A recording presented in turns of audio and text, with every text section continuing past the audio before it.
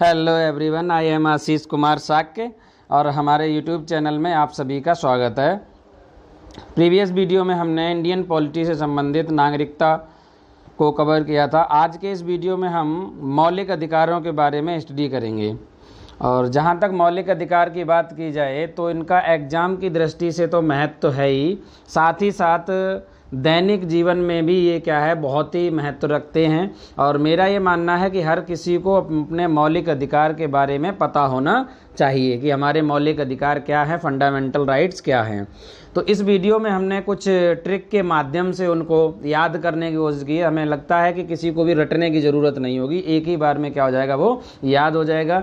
तो यदि मौलिक अधिकारों की बात की जाए तो फंडामेंटल जो राइट्स हैं हमारे, वो मौलिक अधिकार जो हैं वो आर्टिकल कितने से 12 से लेकर 35 तक जो है वो मौलिक अधिकार दिए गए हैं। पिछले वीडियो में हमने देखो आर्टिकल 5 से लेकर 11 तक को कवर किया था। इस वीडियो के अंतर्गत हम बताएंगे कि 12 से 35 तक के जो आर्टिकल हैं उनमें मौलिक अधिकार दिए गए, कौन कौन से मौलिक अधिकार हैं।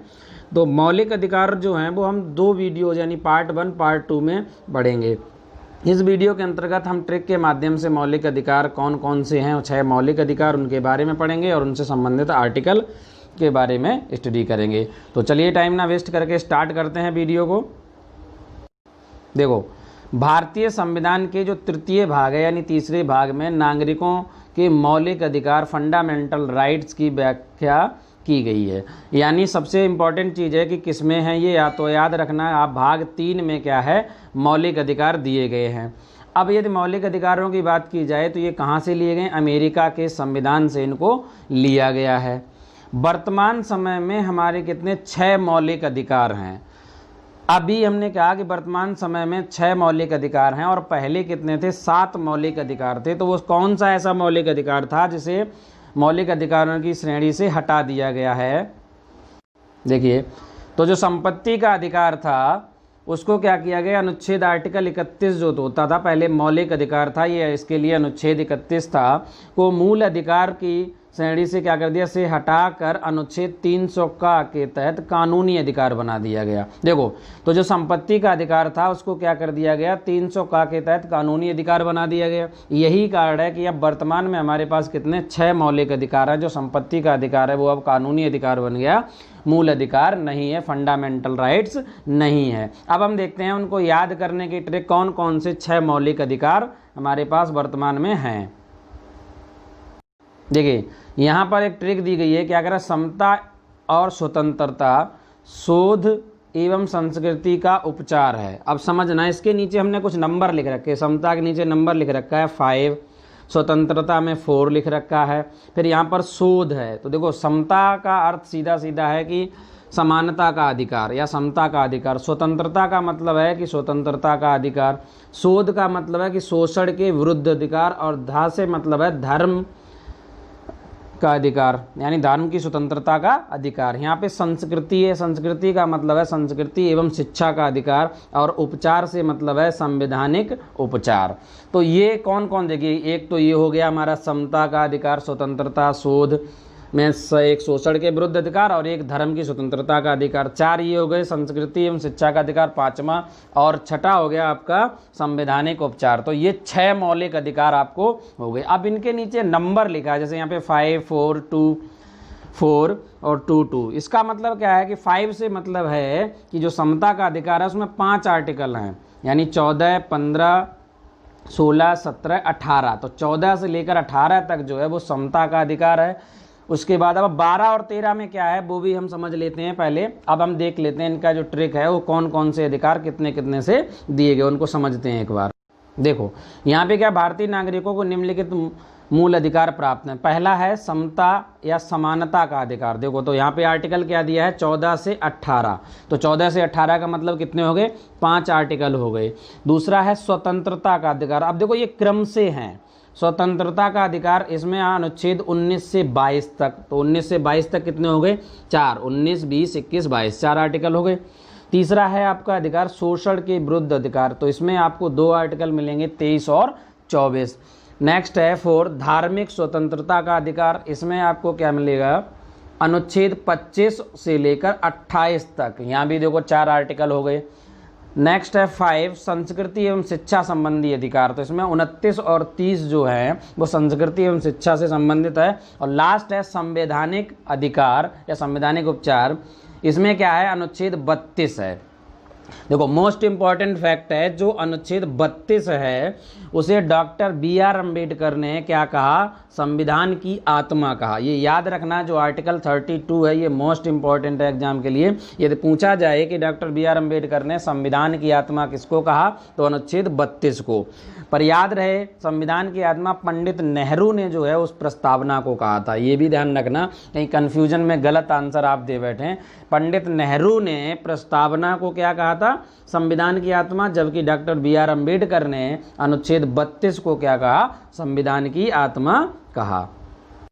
देखिए अब हम अनुच्छेद 12 को एक बार समझ लेते हैं। हमें पता होना चाहिए कि 12 और 13 जो है वो क्या है उनमें।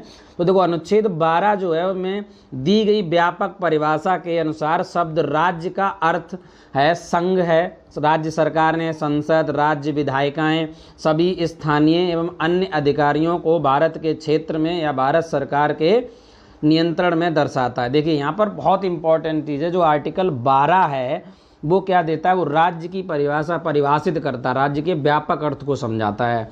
यहाँ पर जो राज्य शब्द है इसका किसी स्पेशल, तो इसका जो अर्थ है वो क्या है, एक व्यापक अर्थ है। जैसे इसमें संघ भी शामिल है, देखो राष्ट्रपति, उपराष्ट्रपति, इसके अलावा राज्यों के राज्यपाल, राज्य सरकारें, केंद्र सरकार, संसद, या कोई भी जैसे कोई निकाय भी है जैसे कि LIC है, ONGC है, ये सभी के सभी राज्य के अंतर्गत ही आएंगे। जब हम मौलिक अधिकार पढ़ेंगे तो जो हमें मौलिक अधिकार हैं वो राज्य के विरुद्ध दिए गए हैं। तो हमें ये पता होना चाहिए कि राज्य शब्द है क्या। तो राज्य शब्द के अंतर्गत सभी राज्य सरकारें, केंद्र सरकार, संसद, राज्य विधायिकाएं, स्थानीय एवं अन्य अधिकारी जो भी भारत के क्षेत्र में हैं उन सभी पर भारत सरकार के नियंत्रण को दर्शाता है। तो राज्य शब्द जो एक व्यापक शब्द यहाँ पर है, और जब हम मौलिक अधिकारों को पढ़ेंगे तो हम हमेशा राज्य की बात करेंगे। तो आपको पता होना चाहिए हम राज्य शब्द से किसका बात कर रहे हैं। नेक्स्ट है आर्टिकल 13। इसमें क्या है, न्यायिक समीक्षा यानी जुडिशरी रिव्यू की बात की गई है, के लिए एक संवैधानिक आधार प्रदान करता है, क्योंकि यह उच्चतम न्यायालय और उच्च न्यायालयों को यह अधिकार देता है कि वे संविधान पूर्व कानूनों की व्याख्या करें तथा यह तय करने का अधिकार देता है कि ऐसे कानून वर्तमान संविधान के मूल्यों और सिद्धांतों के साथ सुसंगत हैं या नहीं। देखिए अनुच्छेद 13 के तहत क्या है, जो संवैधानिक आधार प्रदान करता है यानी न्यायिक समीक्षा की बात की जा रही है। इसमें क्या है कि जो सर्वोच्च न्यायालय है, इसके अलावा जो हाई कोर्ट है राज्यों की, उनको यह अधिकार देता है कि वे संवैधानिक जो पूर्व कानून उनकी व्याख्या करने का अधिकार किसको है, जो कानून है उनकी व्याख्या करने का अधिकार किसको है, उच्चतम न्यायालय को और जो हाई कोर्ट है उनको। तो उनको ये अधिकार भी है कि कानून जो है वो बना हुआ है वो संविधान के मूल्यों और सिद्धांतों के साथ सुसंगत है, यानी हमारे किसी भी प्रकार से ऐसा कोई भी कानून तो नहीं है जो मौलिक अधिकारों का हनन करता हो। ये रिव्यू करने का पावर किसके पास है, सुप्रीम कोर्ट और हाई कोर्ट को। ठीक है, ये था आपका आर्टिकल 13। और इस वीडियो में बस इतना ही। जो आगे के आर्टिकल हैं 14 से लेकर 35 तक के जो आर्टिकल हैं वो हम नेक्स्ट वीडियो में और ट्रिक के साथ समझेंगे। तो आई होप आपको ये समझ आया होगा कि हमारे जो 6 मौलिक अधिकार हैं वो कौन कौन से हैं, उनको हमने एक ट्रिक के माध्यम से समझा। और वो ट्रिक जो थी हमारी वो हमें याद है, आपके सामने स्क्रीन पे दे रखी है कि समता और स्वतंत्रता, शोध एवं संस्कृति का उपचार है। ये ट्रिक याद रखना और इसमें ये जो नंबर लिखे हैं वो भी याद रखना, तो आपको आसानी से पता रहेगा कि जो समानता का अधिकार है उसमें कितने आर्टिकल हैं, 5 हैं। बस 12 और 13 को छोड़ देना। 12 में क्या है, राज्य की परिभाषा है। 13 में सुप्रीम कोर्ट और हाई कोर्ट को पावर दी गई है न्यायिक समीक्षा के लिए। फिर 14 से लेकर आपके आर्टिकल स्टार्ट हो जाएंगे क्रम से।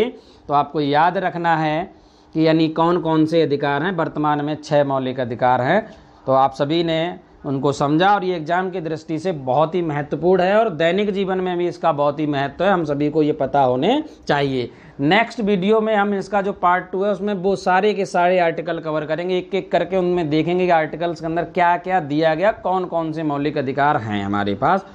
Thank you for watching this video. Have a nice day.